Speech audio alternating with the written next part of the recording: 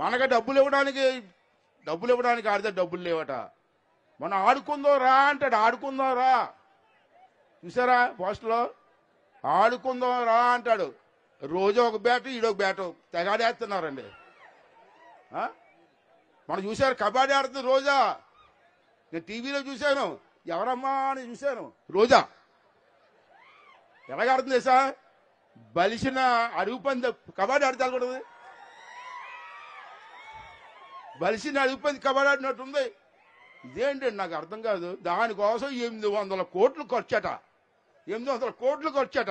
మనకి ఇవ్వడానికి డబ్బుల్లో, కరెంటు బిల్లు కట్టడానికి డబ్బుల్లో వీడికి మాత్రం 800 కోట్లు బ్యాట్లు ఆటలాడతాడట. చూసారు సిద్ధం? చూసారు ఫాస్ట్లో రోడ్లు పెట్టాడు. దేనికి సిద్ధం? మంచి మాట చెప్పాడు, కరెక్ట్ అయిపోయాడండి. నేను జైలుకి పోవడానికి సిద్ధం అంటున్నాడు.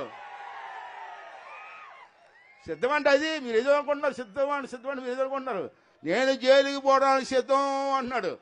అది ప్రచారం చేసుకోవడానికి 100 కోట్లు ఖర్చు పెట్టండి. 100 కోట్లు. నా కొడుకు 6 కిలోమీటర్లు వెళ్ళాలంటే హెలికాప్టర్ కావాలి. జనాలు వెళ్ళలేడు. ఇటువంటి సైకోగాన్ని, రాక్షసి నా కొడుకుల్ని రాజకీయ సమాధి చెయ్యాలని చెప్పి మరొకసారి మీ అందరూ మనస్ఫూర్తిగా కోరుకుంటూ, మరి ఈవేళ ఎంతో ఎండగా చూశాను నేను.